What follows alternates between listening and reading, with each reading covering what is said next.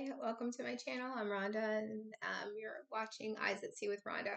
So today I wanted to kind of switch directions, gears a little bit, because I've kind of talk about my journey.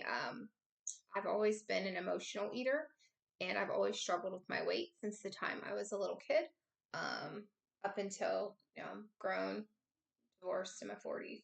So always been a struggle. I've always been an emotional eater. Never really knew the link. Never knew if there was a causation. I just any type of celebration, I'm eating. If I'm sad, I'm eating. Depressed, eating. Lost my job, I'm gonna eat. Nervous, anxious, eating. Bad breakup, eating. Divorce, eating. Or like so stressed, I stress eat or whatever. Anxiety, eating. Anxious, eating. Nervous, eating. Whatever situation. I used a lot. I coping mechanism was food. Always has been. Never really drew. I just thought that was just me. So I've struggled. I've always yo-yoed up and down with my weight. Um, just figured that was just me. It was just I just had to learn to adjust. It's just what it is.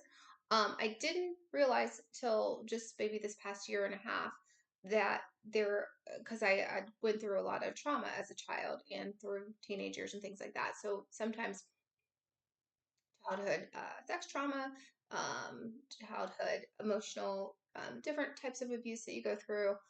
Maybe say, when you're a younger teenager, young woman, adult, these things that have happened. I guess I can say grape. They don't say words, I guess, on here.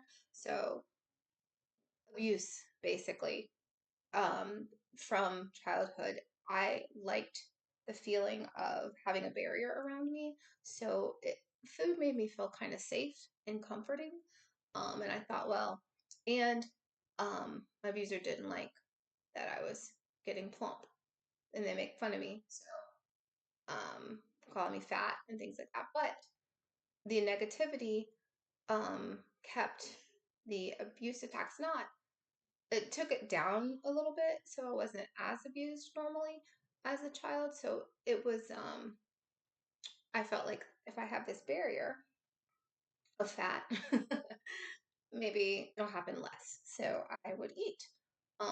And that was my comfort and that was my barrier. And I didn't necessarily want to be uh, a victim. So if fat is not seen as attractive, then okay, let me be fluffy, let me be bigger.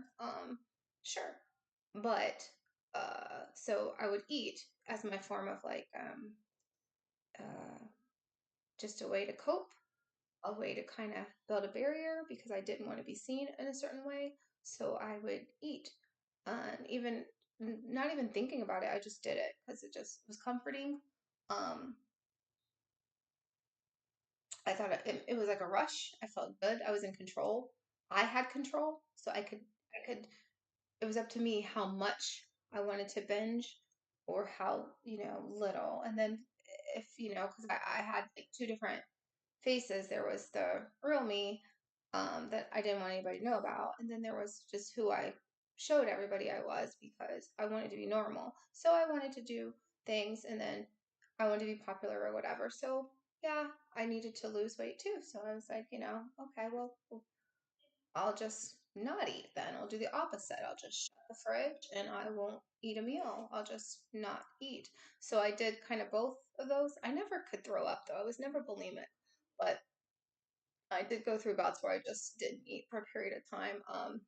And then when I was done and I made the weight I wanted to make, I'd celebrate by, you guessed it, eating whatever I wanted. I'd binge and I'd stuff my face.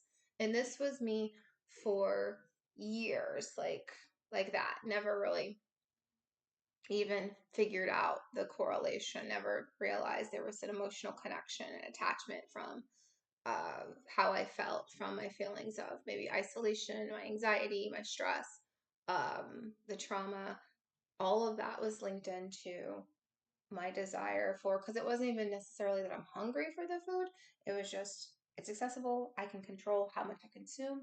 There's where my power lies, in the control of the food. I can control this. So I ran upon this book, this thing about EFT tapping. So I've been reading it and it's really nice. It's got some self help tools. I don't know if you can, who writes it? Her name is Tessa Kaysen. I think she's got a master's degree. And she just kind of goes through different tools, different ways how the tapping kind of works. Some of the things you can like repeat to yourself. It's like a self-help tool, helps deal with stress and anxiety. And it just helps to get rid of the food cravings.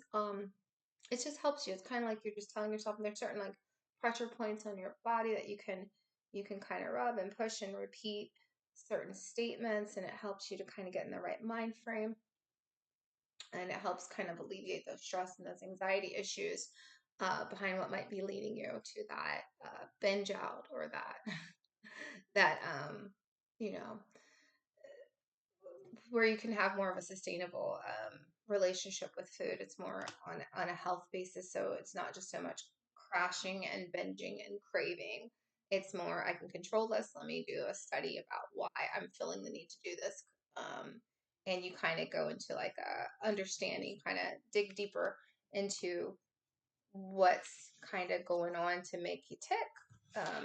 Once you uncover the root cause of the issue, you're naturally able to, and I think it just loosens things up so you can actually like your body just feels more comfortable, and you're responding better because you're like, oh, okay, I just have to understand this and take into account these issues, and that might have a reason or something to play into why I respond this way. And it's always food. That's always my thing, my go-to, my trigger. And then once you learn what triggers that and you learn the issues, you can kind of pinpoint and help yourself to know for next time, okay, you know what? This is what I'm feeling anxious. These are some of the reasons. These are some of the tools to help me deal with anxiety and the stress. So I'm not looking to open up the fridge and just go crazy at 2 in the morning. I can deal with this in a more productive way. And these are the different ways and techniques. So I have had a really good experience with this EFT tapping manual, and it helps to just help you alleviate some of that stress, some anxiety, and helps you kind of walk yourself through some of the root causes to your food cravings.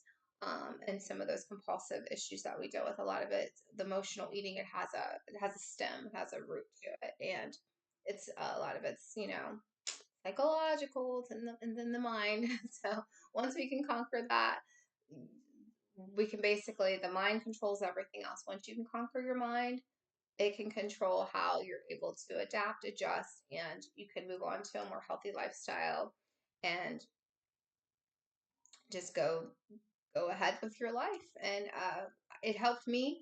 So I just wanted to just do a quick little video. So I don't know if I'm sure it does affect other women. I know other women have got to be emotional eaters. I know a lot of us just hide different things behind, you know, whatever we have to push past because we have to deal with life.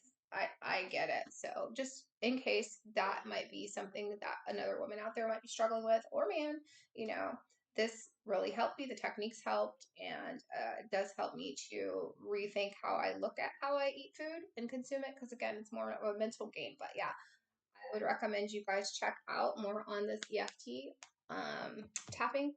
It does help, and just getting to the root cause helps as well. So that's just my little quick tidbit of info that I'm hoping that can help guide somebody or help somebody on their healing journey. But let me know if you guys have had an experience with EFT tapping. Put me a comment below. I'd love to hear how it's worked for you, what you do. If you're also an emotional eater, you have some stories or and comments about that. Hey, I'm right there with you. Go ahead and let me know below, and we'll chat it up. But that's basically everything I had. I thank you guys for joining me today. And until next time, guys, have a great day. Take care.